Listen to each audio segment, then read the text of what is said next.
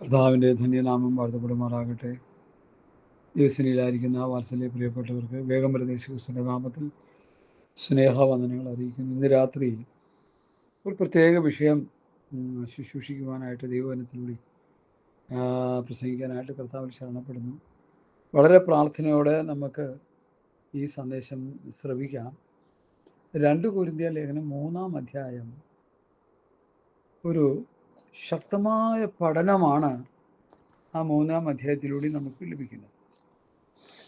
അത് ആ നിലയിലെടുത്ത് പഠിപ്പിക്കുന്ന രീതികൾ ഇന്നുണ്ടോ എന്ന് ചോദിച്ചാൽ എനിക്കറിയില്ല. ഞാനതങ്ങ് വായിക്കാം. ഞങ്ങൾ പിന്നെയും ഞങ്ങളെ തന്നെ ശ്ലാഘിപ്പാൻ തുടങ്ങുന്നുവോ? അല്ല ചിലർ ചെയ്തു വരുന്നത് പോലെ നിങ്ങൾക്ക് ശ്ലാഘ്യപത്രം കാണിപ്പാനാകട്ടെ, നിങ്ങളോട് വാങ്ങുവാനാകട്ടെ ഞങ്ങൾക്ക് ആവശ്യമോ? ഞങ്ങളുടെ ഹൃദയങ്ങളിൽ എഴുതിയതായി സകല മനുഷ്യരും അറിയുന്നതും വായിക്കുന്നതുമായ ഞങ്ങളുടെ പത്രം നിങ്ങൾ തന്നെ. ഞങ്ങളുടെ ശുശ്രൂഷയാലുണ്ടായ ക്രിസ്തുവിൻ പത്രമായി നിങ്ങൾ വെളിപ്പെടുന്നുവല്ലോ. അപ്പോസ്തലന്മാർ ഉപദേശം കൊണ്ട് കൊരിന്ത് സഭയെ പോഷിപ്പിച്ച് 1-ാം ലേഖനം അതിൻ്റെ 3-ാം അധ്യായം നമ്മൾ വായിച്ചു പഠിച്ചാൽ, അത് ഞാൻ മുമ്പ് പറഞ്ഞിട്ടുണ്ടെങ്കിൽ പോലും അത് വേണ്ട രീതിയിൽ പലർക്കും ഗ്രഹിക്കാൻ കഴിഞ്ഞു എന്നുള്ളത് എനിക്ക് സംശയമാണ്. 1 കൊരിന്ത്യർ ലേഖനം 3-ാം അധ്യായത്തിൽ, എന്നാൽ സഹോദരന്മാരെ, നിങ്ങളോട് എനിക്ക് ആത്മീയരോട് എന്ന പോലെയല്ല, ക്രിസ്തുവിൽ ജഡീകന്മാരോടെന്ന പോലെ, ക്രിസ്തുവിൽ ശിശുക്കന്മാരോട് എന്ന പോലെ അത്രേ സംസാരിക്കാൻ കഴിഞ്ഞു. എന്താ കാര്യം? അവർ ആത്മീയ വളർച്ചയില്ലാത്തവരാണ്. അതുകൊണ്ട് പക്ഷം പിടിക്കലൊക്കെ ഇഷ്ടംപോലെ വികലമായ കാര്യങ്ങൾ, ശൈശവാവസ്ഥകൾ അവരുടെ ജീവിതത്തിൽ കാണാം. ഞാനതങ്ങ് വായിക്കാൻ വേണമെങ്കിൽ, ക്രിസ്തുവിൽ ശിശുക്കളായവരോട് എന്ന പോലെ അത്രേ സംസാരിക്കാൻ കഴിഞ്ഞുള്ളൂ. ഭക്ഷണമല്ല പാലത്രേ ഞാൻ നിങ്ങൾക്ക് തന്നത്, ഭക്ഷിപ്പാൻ നിങ്ങൾ കഴിവില്ലായിരുന്നു, ഇപ്പോഴും കഴിവായിട്ടില്ല. ഇനി നിങ്ങൾ ജഡീകന്മാരല്ലോ, നിങ്ങളിടയിൽ ഈർഷ്യയും പിണക്കവും ഇരിക്കെ നിങ്ങൾ ജഡീകന്മാരും ശേഷം മനുഷ്യരെ പോലെ നടക്കുന്നവരും അല്ലയോ? ഇപ്പോൾ കൊരിന്ത് സഭയുടെ നിലവാരം നോക്കണേ, എത്ര ആത്മീയമായി തകർന്നു കിടക്കുന്ന അവസ്ഥയാണ്. എന്നാൽ ആ അവസ്ഥയിൽ നിന്ന് സഭയെ അപ്പോസ്തലന്മാർ പണിതെടുക്കുന്നു എന്നുള്ളതാണ് ശ്രേഷ്ഠകരമായ ഒരവസ്ഥ. നമ്മൾ മനസ്സിലാക്കണം. നിങ്ങൾ ജഡീകന്മാരും ശേഷം മനുഷ്യരെ പോലെ നടക്കുന്നവരും അല്ലയോ? ഒരുത്തൻ ഞാൻ പൗലോസിൻ്റെ പക്ഷക്കാരൻ എന്ന്, മറ്റൊരുത്തൻ അപ്പൊല്ലോസിൻ്റെ പക്ഷക്കാരൻ എന്നും പറയുമ്പോൾ, നിങ്ങൾ സാധാരണ മനുഷ്യരല്ലയോ? പൗലോസാർ തങ്ങൾക്ക് കർത്താവ് നൽകിയതുപോലെ നിങ്ങൾ വിശ്വസിപ്പാൻ കാരണമായി തീർന്ന ശുശ്രൂഷകന്മാരത്രേ. ഞാൻ നട്ടു, അപ്പൊല്ലോസ് നനച്ചു, ദൈവം അത്രേ വളരുമാറാക്കിയത്. ആകിയാൽ വളരുമാറാക്കുന്ന ദൈവമല്ലാതെ നടുന്നവനും നനയ്ക്കുന്നവനും ഏതുമില്ല. നടുന്നവനും നനയ്ക്കുന്നവനും ഒരുപോലെ ഓരോരുത്തരും താൻ്റെ അധ്വാനത്തിന് ഒത്തവണ്ണം കൂലി കിട്ടും. നിങ്ങൾ ദൈവത്തിൻ്റെ കൂട്ടുവേലക്കാർ, നിങ്ങൾ ദൈവത്തിൻ്റെ കൃഷി, ദൈവത്തിൻ്റെ ഗൃഹനിർമ്മാണം. അപ്പോൾ കൊരിന്ത് സഭയുടെ ആത്മീയ നിലവാരം ദൈവമക്കളൊന്ന് ശ്രദ്ധിക്കണം. അവർ ശൈശവാവസ്ഥയിൽ കിടക്കുക, അവർ പക്ഷം പിടിക്കുക, തമ്മിൽ തല്ലി വഴക്കുണ്ടായിക്കൊണ്ടിരിക്കുക. അവർ ജഡീകന്മാരാണ്. ജഡീകന്മാരോടെന്ന പോലെ, ക്രിസ്തുവിൽ ശിശുക്കളായവരോടെന്ന പോലെ അത്രേ സംസാരിപ്പാൻ കഴിഞ്ഞുള്ളൂ. ഇതൊന്നു മനസ്സിൽ കരുതിക്കോണേ. 1 കൊരിന്ത്യർ ലേഖനം 3-ാം അധ്യായം ശൈശവാവസ്ഥയിലാണ് കൊരിന്ത് സഭ എന്ന് പൗലോസ് പഠിപ്പിക്കുക.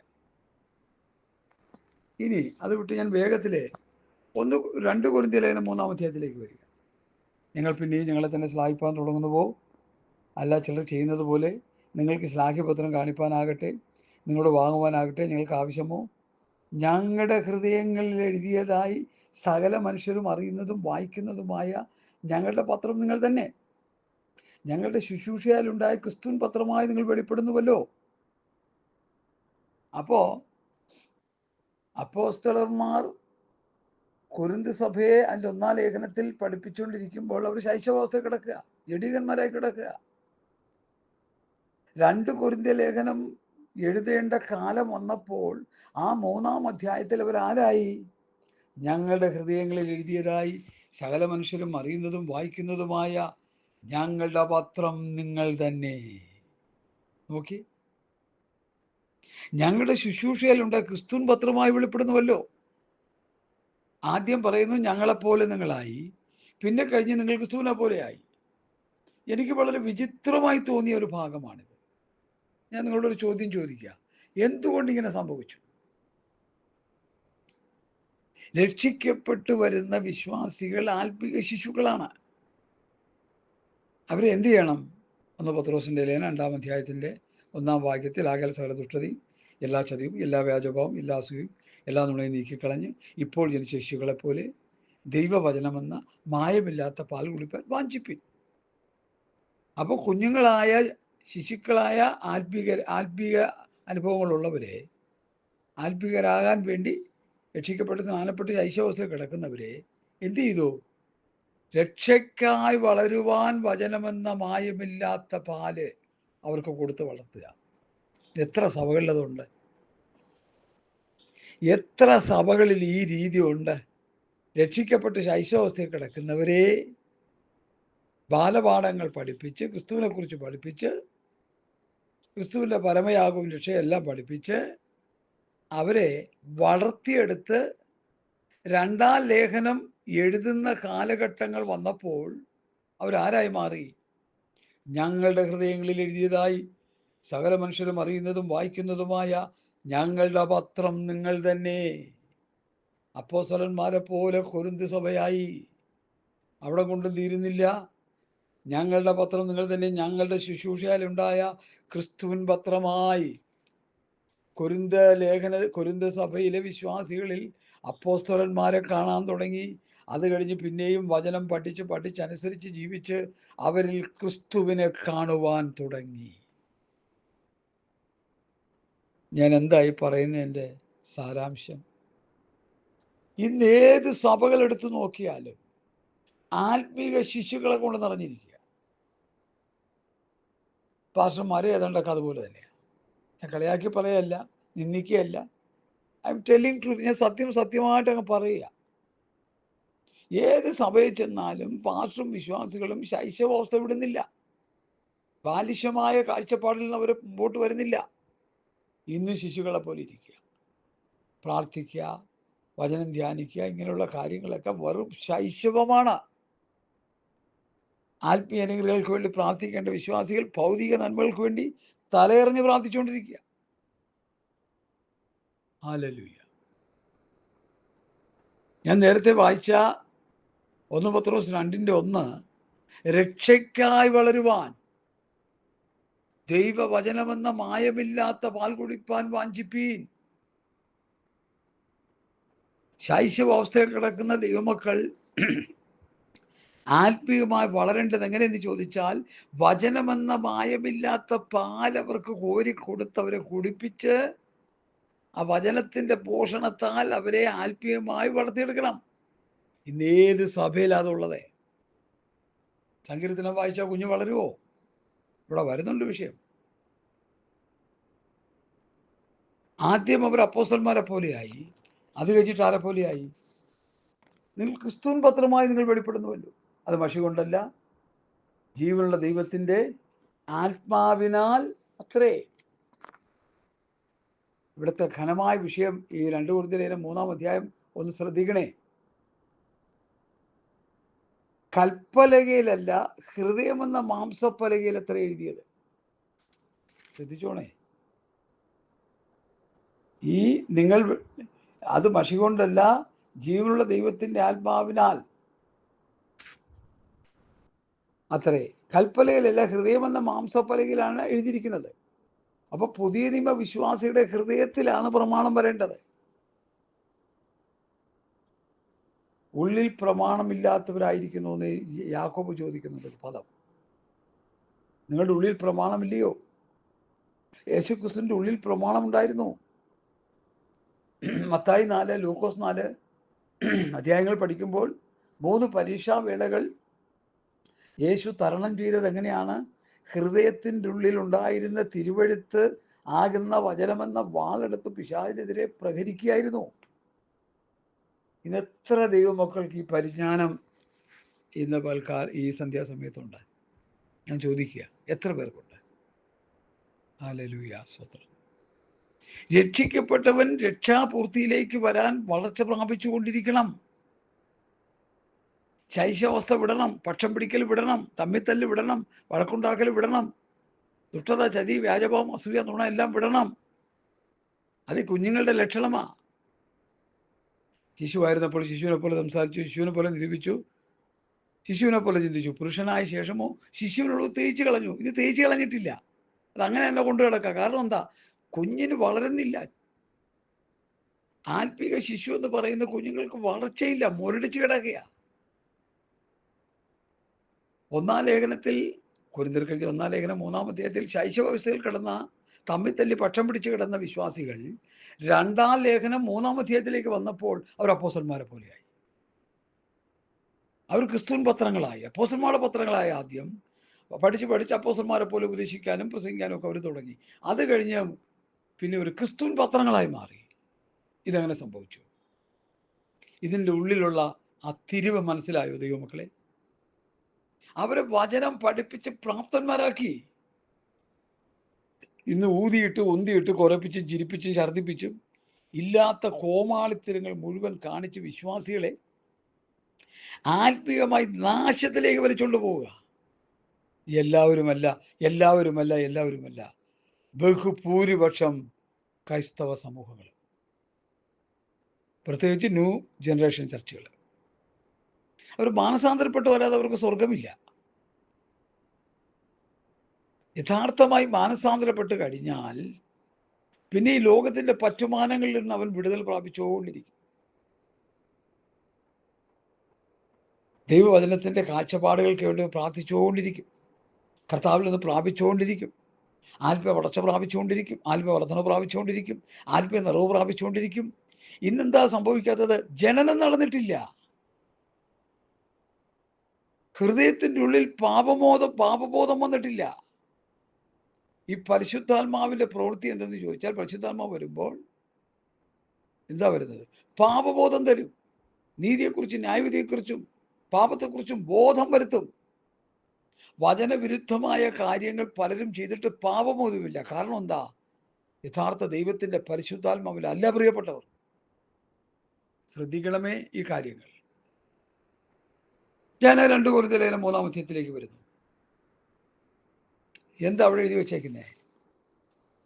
കൽപ്പലകയിലല്ല, ഹൃദയമെന്ന മാംസപ്പലകയിൽ എത്ര എഴുതിയിരിക്കുന്നത്? ഈ വിധ ഉറപ്പ് ഞങ്ങൾക്ക് ദൈവത്തോട് ക്രിസ്തുവിനാലുണ്ട്. ഞങ്ങളിൽ നിന്ന് തന്നെ വരുമ്പോലെ സ്വയമായി വല്ലതും സങ്കല്പിപ്പാൻ ഞങ്ങൾ പ്രാപ്തന്മാരെന്ന. സ്വയമായിട്ടുള്ള സങ്കല്പവും സ്വയമായിട്ടുള്ള പ്രസംഗങ്ങളൊന്നും അപ്പോസ്തലന്മാർക്കില്ല. ഇനിയിപ്പോ സ്വയമേ ഉള്ളൂ. ഹല്ലേലൂയ.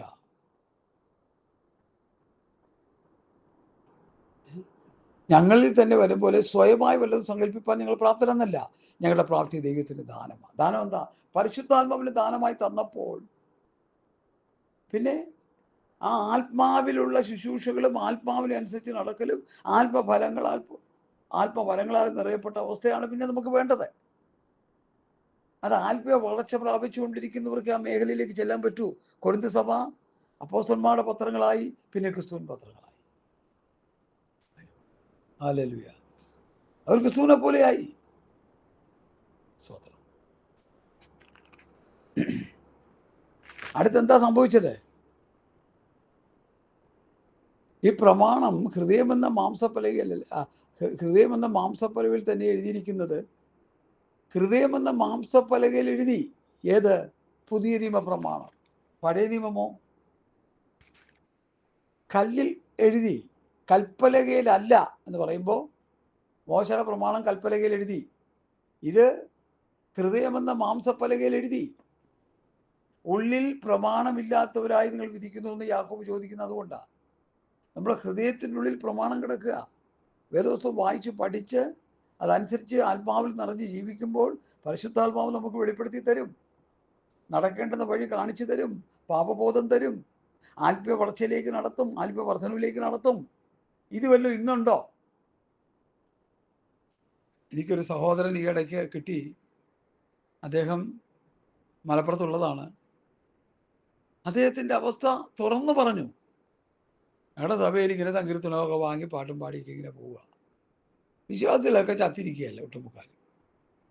ഒരു ഗുണവുമില്ല. ഹല്ലേലൂയ. ആത്മീയ വളർച്ചയില്ല. ആത്മീയ വർധനവില്ല. വളർച്ചയില്ലാത്ത എന്തുകൊണ്ടാ? ജനിക്കാത്തതുകൊണ്ട്. ജനിച്ച കുഞ്ഞല്ലേ വളരുള്ളൂ. ജനിക്കാത്ത കുഞ്ഞെങ്ങനെ വളരുന്നേ?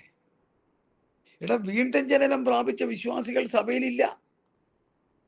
പാട്ടുപാടി ഊതിയിട്ട് ഉന്തിയിട്ട് കുരപ്പിച്ച് ഛർദ്ദിപ്പിച്ച് കടം മാറ്റി കഷ്ടത മാറ്റി കണ്ണീര് തുടച്ച് വിശ്വാസികളെ ദൈവവചനം പഠിപ്പിച്ച് പ്രാപ്തന്മാരാക്കാതെ ഭൗതിക അനുഗ്രഹങ്ങളിൽ വിശ്വാസികളെ കെട്ടിയിടുകയാണ്.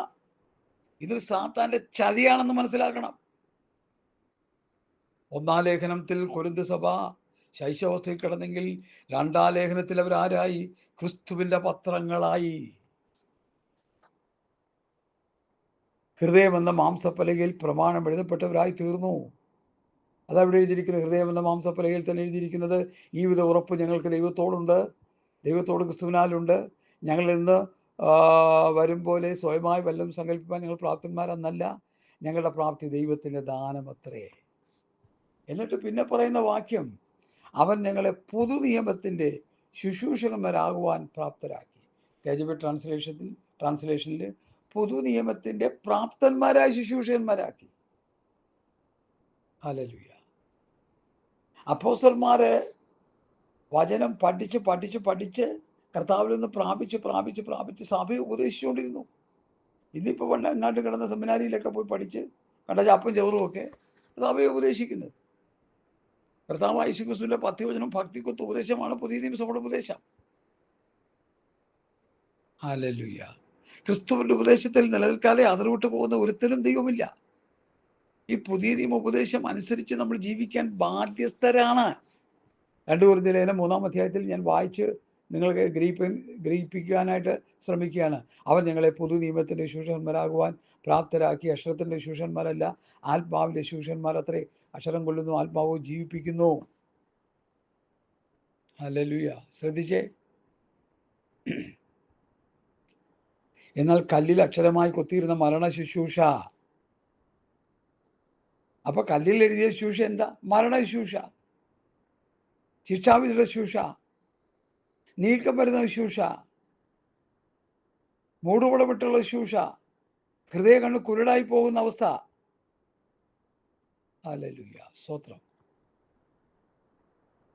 അവൻ ഞങ്ങളെ പുതു നിയമത്തിന്റെ ശുശ്രൂഷകന്മാരാകുവാൻ പ്രാപ്തരാക്കി. പഴയ നിയമത്തിന്റെ അല്ല, പുതു നിയമത്തിന്റെ പ്രാപ്തന്മാരെ ശുശ്രൂഷകന്മാരാക്കി. അക്ഷരത്തിന്റെ ശുശ്രൂഷകന്മാരല്ല, ആത്മാവിന്റെ ശുശ്രൂഷകന്മാരത്രേ. അപ്പൊ പരിശുദ്ധാത്മാവിന്റെ ആവിർഭാവത്തോടുണ്ടായ സഭ ആത്മനിറവിലാണ് ജീവിക്കേണ്ടത്. ആത്മഫലങ്ങൾ പുറപ്പെടുവിക്കണം, ആത്മാവിനെ അനുസരിച്ച് നടക്കണം, ആത്മാവിൽ വളർന്നുകൊണ്ടിരിക്കണം. ഇതുവല്ലൊന്നും സഭകൾ കൊണ്ടോ? ചുമ്മാ കുറെ പാട്ടും പാടി ബഹളം വെച്ച് പോവുകയല്ലേ? വർഷങ്ങളോളമായി കാലിനുണ്ടാൽ രക്ഷിക്കപ്പെട്ട ഒരു സഹോദരനെ ഒരു 2 മാസം മുമ്പ് ഞാൻ കാണാനിടയായി. 1.25-2 മാസം മുമ്പ്. ഒരു വക അറിയത്തില്ല. രക്ഷിക്കപ്പെട്ട് സ്നാനപ്പെട്ട് 10-12 വർഷമായി. ഇതിനിടയ്ക്ക് ബൈബിൾ കോളേജിൽ പോയി പഠിക്കുകയും ചെയ്തു. ഒരു ഗുണമില്ലാത്ത, ഒരു ഗുണനിലവാരമില്ലാത്തൊരു അവസ്ഥയിൽ ആ സഹോദരനായിപ്പോയി. ഞാൻ അദ്ദേഹത്തിന് ഒത്തിരി വഴക്ക് പറഞ്ഞു, ശാസിച്ചു, തർജ്ജനം ചെയ്തു, കാര്യങ്ങളൊക്കെ പറഞ്ഞ് മനസ്സിലാക്കി കൊടുത്തു. പക്ഷേ അത്ര വേണ്ട രീതിയിൽ വളരാൻ കഴിഞ്ഞില്ല, ഗ്രഹിക്കാൻ കഴിഞ്ഞില്ല. എന്നെ കേൾക്കുന്ന പ്രിയപ്പെട്ടവരെ, ഞാൻ വചനത്തിലേക്ക് മടങ്ങി വരുന്നു. എന്നാൽ കല്ലിൽ അക്ഷരമായി കൊത്തിയിരുന്ന മരണ ശുശ്രൂഷ നീക്കം വരുന്നതായ മോശയുടെ മുഖതേജസ് നിമിത്തം ഇസ്രായേൽ മക്കൾക്ക് അവന്റെ മുഖത്ത് നോക്കിക്കൂടാതെ വണ്ണം തേജസ് ഉള്ളതായെങ്കിൽ. മോശയുടെ മുഖത്ത് നോക്കാൻ പറ്റുന്നില്ല. ഒരു മോശ പറഞ്ഞു, മൂടുപടം ഇട്ടോളാൻ പറഞ്ഞു. മൂടുപടം ഇട്ട് നോക്കാം. സ്വത്രം. ദൈവത്തിന്റെ തേജസ് മോശയുടെ മുഖത്തുണ്ടായിരുന്നു. ഹല്ലേലൂയ. അത് നമ്മൾ പഠിക്കുമ്പോൾ നമുക്ക് മനസ്സിലാവും. അക്ഷരത്തിന്റെ ശുശ്രൂഷകന്മാരല്ല, ആത്മാവിന്റെ ശുശ്രൂഷകന്മാരത്രേ. അക്ഷരം കൊല്ലുന്നു, ആത്മാവ് ജീവിപ്പിക്കുന്നു.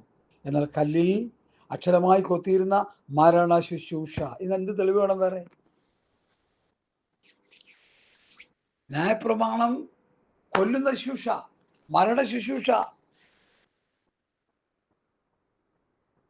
ശിക്ഷാവിധിയുടെ ശുശ്രൂഷ, നീക്കം വരുന്നത്, തേജസ് കുറഞ്ഞത്. ഇതാ 2 കൊരിന്ത്യർ ലേഖനം 3-ാം അധ്യായം പഠിപ്പിക്കുന്നത്. അക്ഷരം കൊല്ലുന്നു, ആത്മാവ് ജീവിപ്പിക്കുന്നു.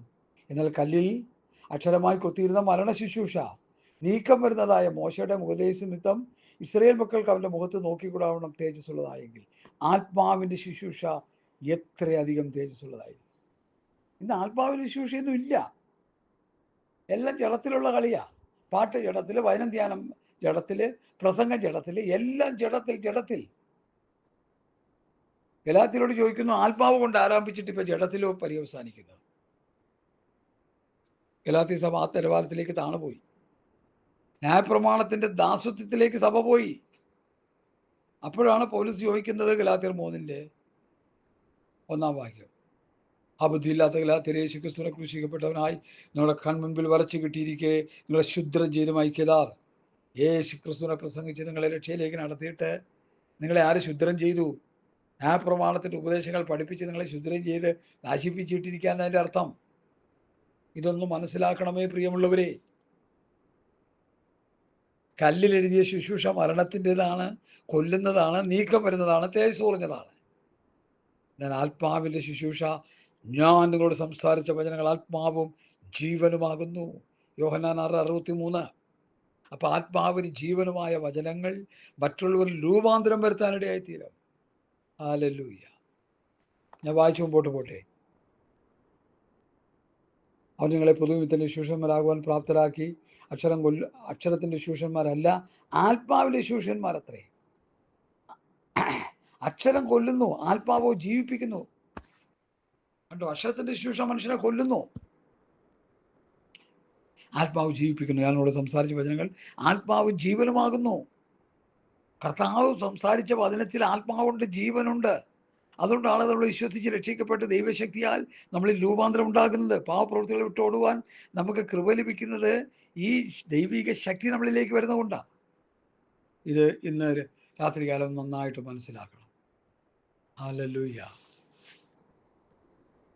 എന്നാൽ കല്ലിൽ അക്ഷരമായി കൊത്തിയിരുന്ന മരണ ശുശ്രൂഷ, കൊല്ലുന്ന ശുശ്രൂഷ, മരണ ശുശ്രൂഷ, ശിക്ഷാവിധിയുടെ ശുശ്രൂഷ, ന്യായപ്രമാണം, ഇന്നിപ്പോൾ അങ്ങോട്ട് പോവാണ് എല്ലാവരും. സങ്കീർത്തനം വായിച്ചില്ലെങ്കിൽ ഉറക്കം വരത്തില്ല. അപ്പം മത്തായി 28:20 പ്രസക്തി എന്താ? ഞാൻ പലപ്പോഴും ഇത് ചോദിച്ചുകൊണ്ടിരിക്കുക.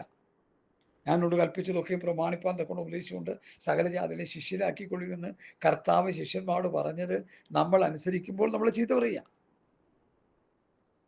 അപകടം പതിയിരിപ്പുണ്ട്. ഈ പുതിയ നിയമ വചന വെളിപ്പാടിനെ സാത്താൻ ഭയക്കുന്നുണ്ട്. ചിന്തിച്ചോണം. സാത്താൻ അതിനെതിരെ പ്രവർത്തിക്കും. ചിന്തിച്ചോണം നല്ലവണ്ണം. അല്ലെങ്കിൽ അപകടത്തിൽ ചെന്ന് ചാടും, ചതിക്കുഴിയിൽ ചെന്ന് ചാടും. ഹല്ലേലൂയ. 8-ാം വാക്യം.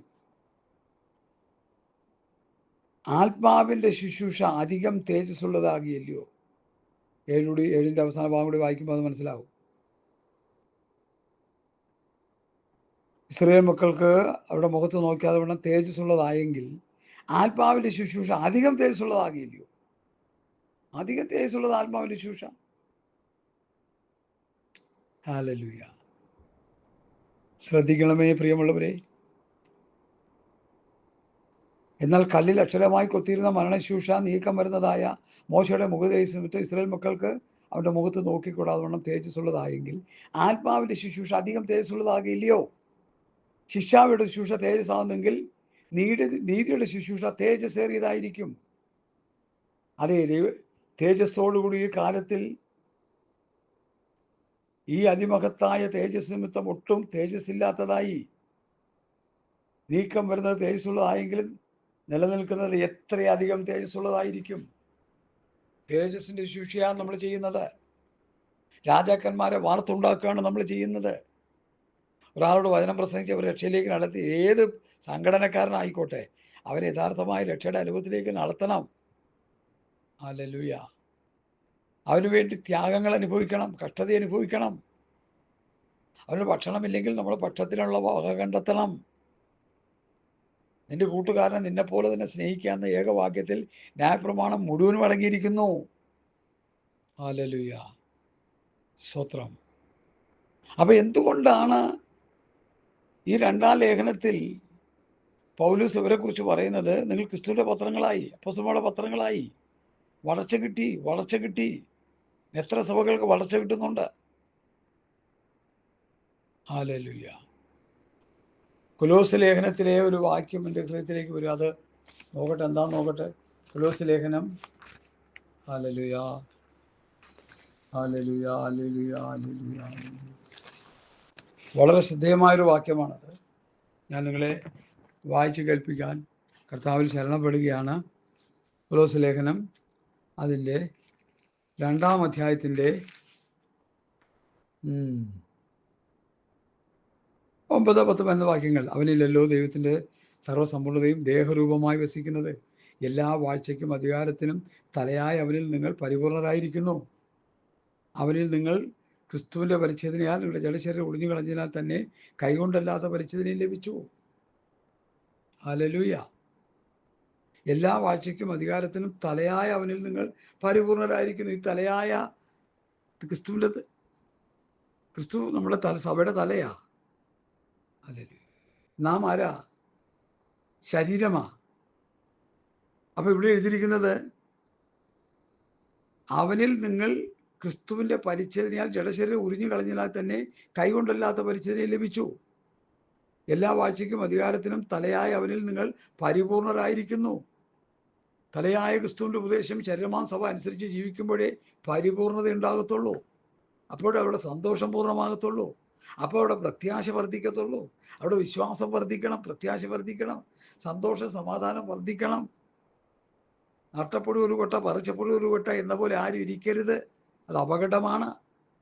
Hallelujah, praise the Lord. Hallelujah, hallelujah.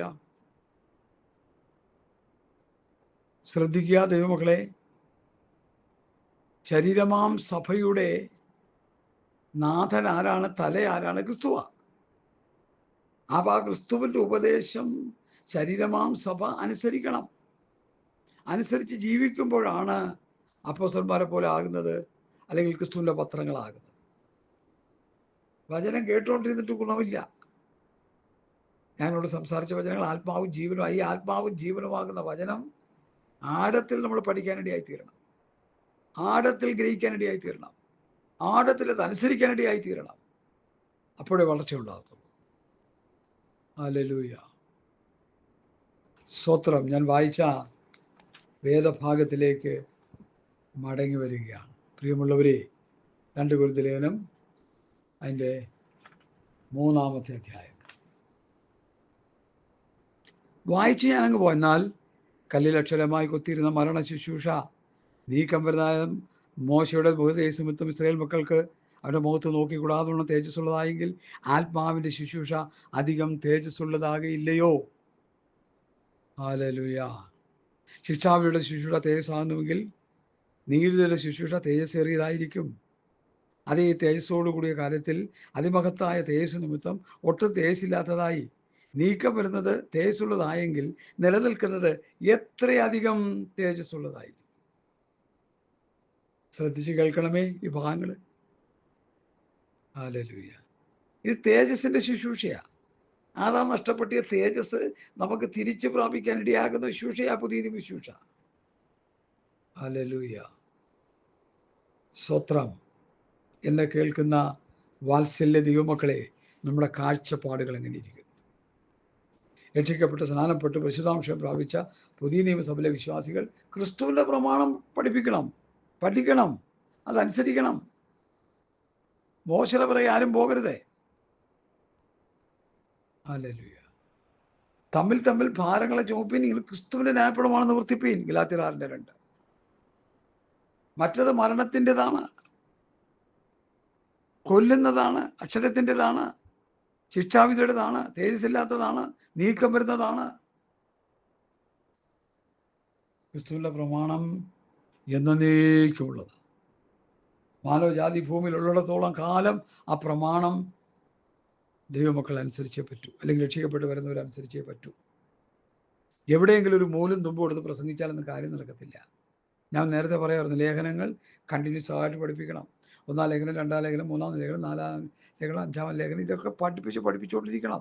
എല്ലാ ലേഖനങ്ങളും പഠിപ്പിക്കണം, എല്ലാ ചാപ്റ്ററുകളും പഠിപ്പിക്കണം, എല്ലാ വാക്യങ്ങളും പഠിപ്പിക്കണം. എൻ്റെ ഈ ശബ്ദം കേൾക്കുന്ന പ്രിയപ്പെട്ടവർ, പഴയ നിയമം തൽക്കാലം നിർത്തിയിട്ട് പുതിയ നിയമത്തിൻ്റെ പഠനത്തിലേക്ക് നമ്മൾ ഇറങ്ങണം. അല്ലാതെ നമുക്കൊന്നും കിട്ടത്തില്ല. അപ്പോസ്തലന്മാർ ശൈശവാവസ്ഥയിൽ കടന്നവർ ക്രിസ്തുവിനെ അനുസരിച്ചപ്പോൾ അവർ ക്രിസ്തുവിൻ്റെ പത്രങ്ങളായി. പിന്നെ അവർ പ്രയോജനമുള്ളവരായി തീർന്നപ്പോൾ അവർ ആരായി മാറി? പിന്നെയും സ്തോത്രം. വചനങ്ങൾ അനുസരിച്ച് അവർ ക്രിസ്തുവിനെ പോലെ ആയിത്തീരുക. അതല്ലേ ആയിത്തീരുക. ക്രിസ്തുവിൻ പത്രം എന്ന് പറഞ്ഞാൽ എന്താ? അവരെ ക്രിസ്തുവിനെ കാണാൻ തുടങ്ങി. ഇന്ന് വിശ്വാസികൾ ക്രിസ്തുവിനെയാണ് കാണുന്നത്. ചെകുത്താനല്ലേ കാണുന്നത്. അടിയുണ്ടാക്കുന്ന, വഴക്കുണ്ടാക്കുന്ന, കേസ്, കോടതി, വഴക്ക് എന്ന നിലയിൽ പോകുന്നവരെ അവരെങ്ങനെ ക്രിസ്തുവിനെ കാണുന്നേ?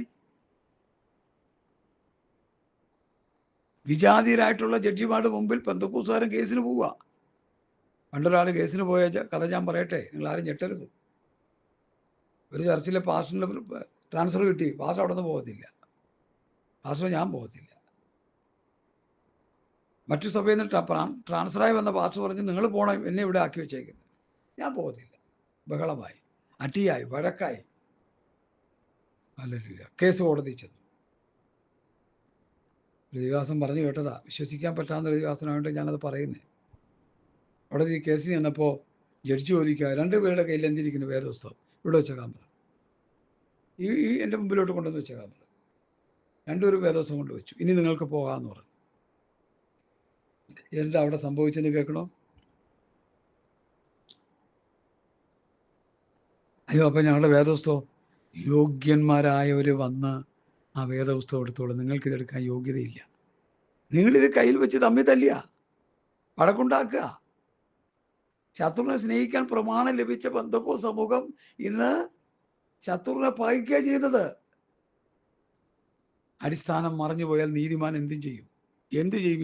പാപലൂത്തി കിടക്കുക. തമ്മിൽ സ്നേഹിക്കണമെന്നുള്ളൊരു പ്രമാണമാണ് കർത്താവ് നമുക്ക് തന്നത്. ഒരു ഹമാസിന്റെ ടോപ്പ് ലീഡറിൻ്റെ ഒരു മോള് രക്ഷിക്കപ്പെട്ടു. അത് മൊബൈലിലൊക്കെ പോകുന്നുണ്ടത്. ഞാൻ കുറച്ച് പേർക്ക് കിട്ടുകൊടുത്തു. അവൾ പറഞ്ഞു, ഞങ്ങൾ യഹൂദന്മാരെയും ക്രിസ്ത്യാനികളെയും കൊല്ലണമെന്നാണ് ഞങ്ങളെ പഠിപ്പിക്കുന്നത്. എന്നാൽ കർത്താവ് സ്വപ്നത്തിലൂടെ എന്നോട് ഇടപെട്ടു. എന്തിടപെട്ടു? തമ്മിൽ സ്നേഹിക്കണം. പ്രതികാരത്തിന്റെ ശുശ്രൂഷ നമുക്കല്ല. Hallelujah, hallelujah. എന്നെ കേൾക്കുന്ന പ്രിയപ്പെട്ടവരെ, നമ്മുടെ ആത്മീക നിലവാരം എങ്ങനെ ഇരിക്കുന്നു ഇന്ന് രാത്രി ശ്രദ്ധിച്ചേ. തമ്മിൽ സ്നേഹിക്കാനുള്ള പ്രമാണമായത്, തമ്മിൽ ചേർത്ത് പിടിക്കാനുള്ള പ്രമാണമായത്, തമ്മിൽ ഭാരങ്ങളെ അങ്ങോട്ടും ഇങ്ങോട്ടും ചുമക്കേണ്ട പ്രമാണമായത്. എത്ര വിശ്വാസമുള്ളത് ചെയ്യുന്നു? ദൈവം അനുഗ്രഹിച്ചെന്നും പറഞ്ഞ് അവർ അപ്രപഞ്ചത്ത് കട്ടിലിൽ കയറി കിടക്കുക. ലോകത്തിനും ഗുണമില്ല, ദൈവസഭയ്ക്കും ഗുണമില്ല, ദൈവജനത്തിനും ഗുണമില്ല, അയൽവാൾക്കും ഗുണമില്ല, ആർക്കും ഗുണമില്ല. ദൈവം അനുഗ്രഹിച്ചെന്നും പറഞ്ഞ അനുഗ്രഹത്തിന് പറയുന്നുണ്ട്. ഞാൻ എൻ്റെ വാക്കുകളെ ഉപസംഹരിക്കുന്നു. ഇതിൻ്റെ കണ്ടിന്യൂഷൻ നാളെ നമുക്ക് ചിന്തിക്കാമെന്നാണ് വെച്ചിരിക്കുന്നത്. അപ്പോൾ അവൻ ഞങ്ങളെ പൊതുനിയമത്തിൻ്റെ പ്രാപ്തന്മാരായ ശുശ്രൂഷകന്മാരാക്കി. ശുശ്രൂഷകന്മാർ, പുതിയ നിയമം പഠിപ്പിക്കുന്ന കരുത്തന്മാർ, പ്രാപ്തന്മാർ, അപ്പോസ്തലന്മാരായി. ഹല്ലേലൂയ. അവര് ദൈവവചനം അനുസരിച്ച് ജീവിച്ച് കർത്താവിനെ പ്രസാദിപ്പിച്ച് കർത്താവിൻ്റെ ഇഷ്ടം ചെയ്ത് അവർക്ക് മുന്നോട്ട് പോകാനിടയായി. പ്രിയമുള്ളവരെ, ഇന്നത്തെ സഭകളുടെ നിലവാരം ഇവിടെ കിടക്കുന്നു. പ്രവൃത്തി പുസ്തകത്തിലൊരു വാക്യം ഞാൻ ഇടയ്ക്ക് വായിക്കാറുണ്ട്. ആ വാക്യം വായിച്ച് തൽക്കാലം ഞാനിവിടെ നിർത്തുകയായി മെസ്സേജ്. ഹല്ലേലൂയ. പ്രവൃത്തി പുസ്തകം 9-ാം അധ്യായത്തിൽ ഇങ്ങനെ കാണുന്നു, അങ്ങനെ യഹൂദ, ഗലീല, ശമരിയ എന്നീ ദേശങ്ങളിലൊക്കെയും സഭയ്ക്ക് സമാധാനമുണ്ടായി. സഭ ആത്മീയവർദ്ധന പ്രാപിച്ചും കർത്താവിനുള്ള ഭക്തിയിലും പരിശുദ്ധാത്മാവിന്റെ പ്രബോധത്തിൽ നടന്ന് പെരുകിക്കൊണ്ടിരുന്നു. സഭ പെരുകി, വിശ്വാസികൾ ആത്മീയമായി വളർന്നു, പെരുകിക്കൊണ്ടിരുന്നു, ആത്മീയ വളർച്ചയുണ്ടായി. ഹല്ലേലൂയ. വളരെ മനോഹരമായൊരു വാക്യമാണ്. യഹൂദ, ഗലീല, ശമരിയ ദേശങ്ങളിൽ സഭയ്ക്കൊക്കെയും സമാധാനമുണ്ടായി. അത് ആത്മീയവർദ്ധന പ്രാപിച്ചും കർത്താവിനുള്ള ഭക്തിയിലും പരിശുദ്ധാത്മാവിന്റെ പ്രബോധത്തിൽ നടന്ന് പെരുകിക്കൊണ്ടിരുന്നു.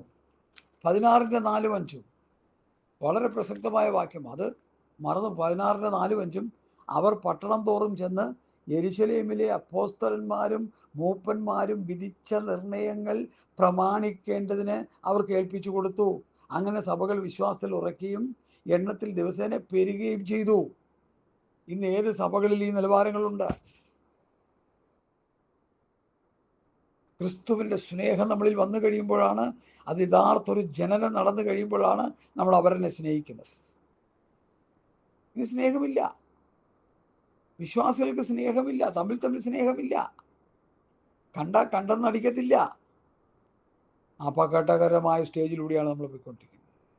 ഒരു ന്യായശാസ്ത്രി വന്ന് കർത്താവിനോട് ചോദിച്ചു, ഗുരു, ഈ ന്യായപ്രമാണത്തിലെ ഏറ്റവും മുഖ്യ കൽപ്പനയായിരുന്നു എൻ്റെ ദൈവമായ കർത്താവിനെ പൂർണ്ണ ഹൃദയത്തോടും പൂർണ്ണാത്മാവോടും പൂർണ്ണശക്തിയോടും സ്നേഹിക്കണമെന്നുള്ളത്. എൻ്റെ കൂട്ടുകാരൻ നിന്നെപ്പോലെ തന്നെ സ്നേഹിക്കണമെന്നുള്ള ഏക വാക്യത്തിൽ ന്യായപ്രമാണം മുഴുവനും അടങ്ങിയിരിക്കുന്നു കർത്താവ്. ഏത് ന്യായപ്രമാണം? ക്രിസ്തുവിൻ്റെ ന്യായപ്രമാണം. ഹല്ലേലൂയ. അതുകൊണ്ട് എന്നെ കേൾക്കുന്ന പ്രിയപ്പെട്ട ഞങ്ങളുടെ വാക്കുകളെ ഉപസംഹരിക്കുകയാണ്. കൊരിന്ത് സഭ ശൈശവാവസ്ഥയിൽ നിന്ന് വളർച്ചയിലേക്ക് വന്നു, അപ്പോസ്തലന്മാരെ പോലെയായി, ക്രിസ്തുവിൻ്റെ പത്രങ്ങളായി തീർന്നു. ഹല്ലേലൂയ. ഈ വചനങ്ങൾ നിങ്ങൾക്ക് അനുഗ്രഹമായി തീരട്ടെ. ഇതിൻ്റെ ബാക്കി ഭാഗം നാളെ എബ്രായ ലേഖനത്തിൽ നിന്ന് ചില വാക്യങ്ങൾ കൂടി എടുത്ത് നാളത്തെ മെസ്സേജിൽ നിങ്ങൾക്കിത് ലഭിക്കുന്നതായിരിക്കും. ഈ വചനങ്ങൾ ഹൃദയത്തിൽ ധ്യാനിച്ച് പ്രത്യാശ നിർഭരമായൊരു ക്രിസ്തുജീവിതം നയിച്ച് കർത്താവിൻ്റെ വരവിനുവേണ്ടി ഒരുങ്ങുവാൻ എല്ലാ പ്രിയപ്പെട്ടവർക്കും കർത്താവ് കൃപ തരട്ടെ എന്ന് പറഞ്ഞ് എൻ്റെ വാക്കുകൾ ചുരുക്കുന്നു. കർത്താവ് നമ്മെ അനുഗ്രഹിക്കട്ടെ. ആമേൻ, ആമേൻ, ആമേൻ, ആമേൻ, ആമേൻ, ആമേൻ. സ്തോത്രം, സ്തോത്രം, സ്തോത്രം, സ്തോത്രം, സ്തോത്രം.